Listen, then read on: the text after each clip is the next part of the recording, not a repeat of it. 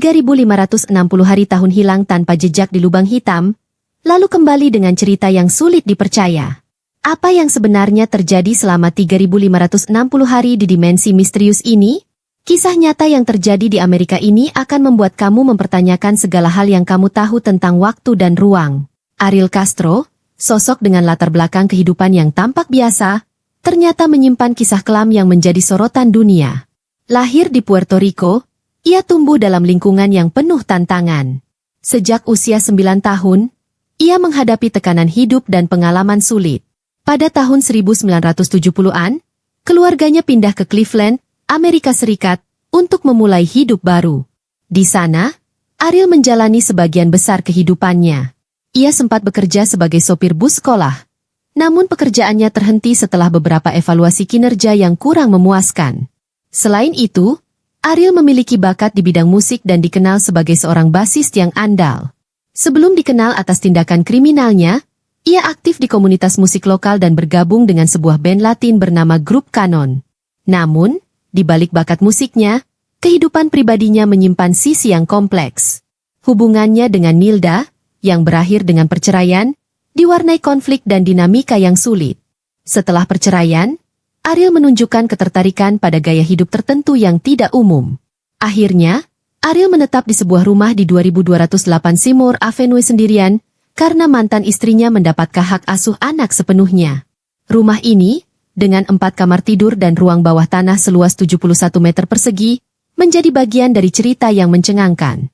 Lokasi ini kemudian dikenal sebagai tempat di mana peristiwa kelam terjadi, meninggalkan jejak mendalam bagi para korban dan masyarakat. Ruangan bawah tanah di rumah ini sangat tertutup dan tidak banyak orang yang mengetahui keberadaannya. Dinding-dinding ruangan ini menyimpan ribuan cerita, termasuk kisah yang menyedihkan selama 3560 hari.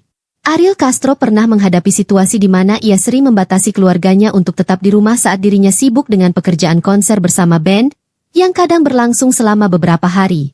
Perlu kamu tahu, Castro menghadapi kesulitan emosional yang signifikan. Salah satu pengaruh yang mencolok adalah perkembangan seksualnya yang tinggi terjadi lebih dini dibandingkan dengan kebanyakan orang.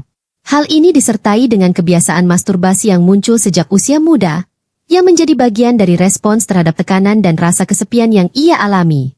Kondisi ini tidak hanya mencerminkan perjalanan pribadinya, tetapi juga menunjukkan bagaimana trauma dan pengalaman di masa kecil dapat membentuk pola perilaku tertentu di kemudian hari. Oke, kita lanjut. Ariel Castro melakukan tindakan melanggar hukum dengan menculik Michelle Knight, yang saat itu berusia 15 tahun, pada 22 Agustus 2002. Kemudian, ia menculik Amanda pada 21 April 2003, yang merupakan rekan kerja putranya di sebuah restoran cepat saji. Tak lama setelah itu, pada 2 April 2004, Castro menculik Gina, putri dari sahabatnya. Ketiganya mengalami masa-masa sulit di bawah kendalinya. Ariel Castro pernah menghadiri upacara peringatan untuk Gina Diesus, meskipun saat itu Gina sedang ditahan di rumahnya. Di tengah-tengah kesedihan keluarga dan teman-teman Gina, Castro berdiri di sana, berpura-pura peduli. Tindakan ini menggambarkan manipulasi yang mendalam dan upaya liciknya untuk menyembunyikan kejahatan yang telah dilakukannya. Hingga pada tahun 2007 Amanda melahirkan seorang anak yang proses persalinannya dibantu oleh Michelle dan Gina. Meskipun Jocelyn tinggal bersama mereka di rumah yang sama selama Castro pergi, ia terkadang diperbolehkan keluar, seperti bermain di halaman belakang, pergi ke taman, atau menghadiri kebaktian minggu bersama ayahnya. Hubungan Castro dengan Jocelyn menunjukkan sisi yang berbeda dari dirinya, seolah-olah ia menjadi orang yang lebih lembut ketika bersama putrinya. Dia sangat menyayanginya, dan Jocelyn juga menyayangi dia, ujar Barry. Namun, saya tetap merasa khawatir. Bertanya-tanya apakah dia akan melakukan sesuatu yang tidak pantas padanya, mengingat masalah yang dia miliki. Castro berusaha keras untuk menjaga rahasianya. Ia mengambil langkah-langkah untuk mencegah siapapun menemukan para wanita yang ia tahan di rumahnya.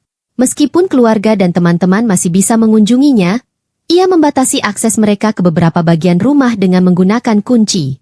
Namun, di luar itu semua, ia berusaha tampil sebagai orang yang biasa saja. Hal ini sesuai dengan pandangan warga di sekitar lingkungan tersebut tentang Castro dan rumahnya.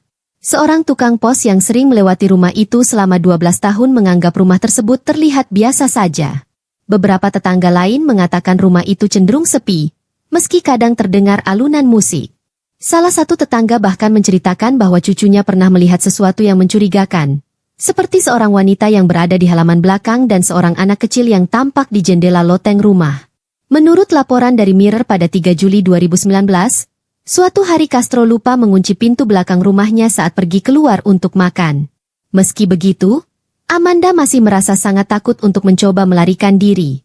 Dalam situasi yang sangat kritis, Amanda berhasil keluar dari kamarnya. Namun, ia terjebak di dalam rumah karena pintu anti badai yang terkunci. Dengan keberanian yang luar biasa, Amanda berhasil membuka celah kecil pada pintu tersebut. Ia kemudian melambaikan tangannya dan berteriak meminta tolong. Beruntung, teriakannya didengar oleh tetangganya, Ramsey. Dengan sigap, Ramsey membantu Amanda untuk keluar dari rumah tersebut.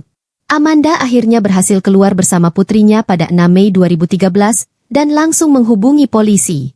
2 korban lainnya pun segera diselamatkan.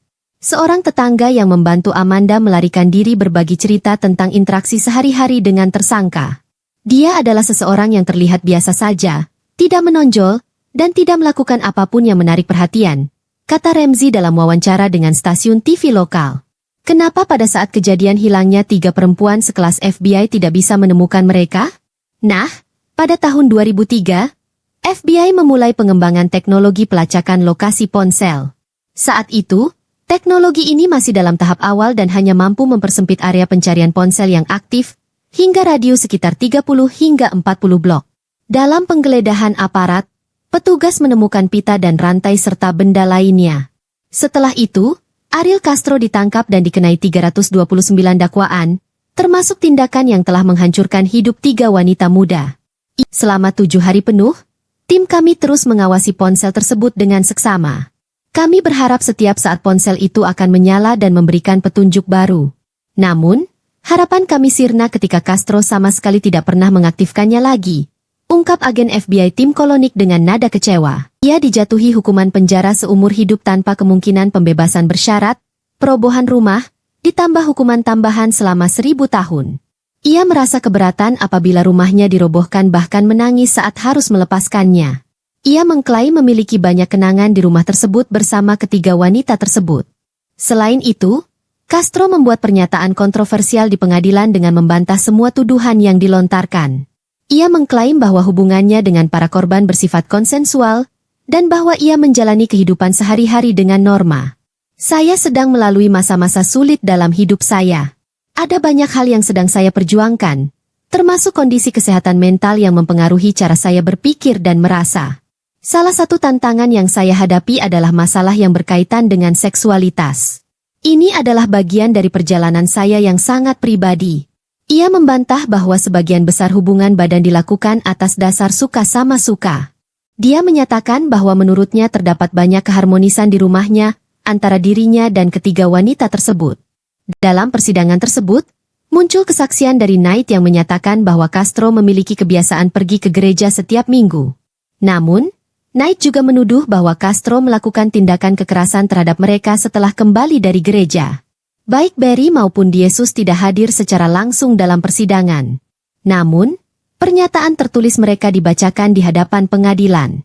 Salah satu saksi perempuan, setelah menyampaikan kesaksiannya, secara langsung menatap Castro dan mengucapkan doa dalam bahasa Spanyol, berharap agar Castro mendapatkan pengampunan. Selama persidangan, Castro yang terikat borgol tampak tenang dan tidak menunjukkan emosi yang berarti. Ia menyampaikan pernyataannya dengan nada yang datar. Castro merasa sangat terluka karena mendapat tuduhan sebagai sosok yang tidak baik. Ia ingin menegaskan bahwa dirinya bukanlah orang jahat, melainkan seseorang yang sedang menghadapi tantangan berat terkait masalah kesehatan mental, khususnya yang berkaitan dengan gangguan serius yang memengaruhi pikirannya. Hanya 1 bulan setelah mulai menjalani hukumannya, Castro ditemukan meninggal dunia di dalam selnya. Kematian Castro memicu berbagai spekulasi, salah satunya adalah teori tentang asfiksia autoerotis. Namun, hasil otopsi yang dilakukan oleh seorang ahli forensik dari Ohio menyangkal teori tersebut. Berdasarkan hasil pemeriksaan, sang ahli menyimpulkan bahwa kematian Castro merupakan hasil dari tindakan bunuh diri yang disengaja. Meskipun rumah di 2207 Seymour Avenue, Cleveland sudah tidak ada lagi, Jejak digitalnya masih sengaja dihapus oleh Google. Keputusan ini diambil sebagai bentuk penghormatan terhadap para korban yang pernah mengalami penderitaan di sana. Selain itu, ini juga merupakan pernyataan sikap bahwa tindakan keji yang terjadi di lokasi tersebut tidak bisa dibenarkan.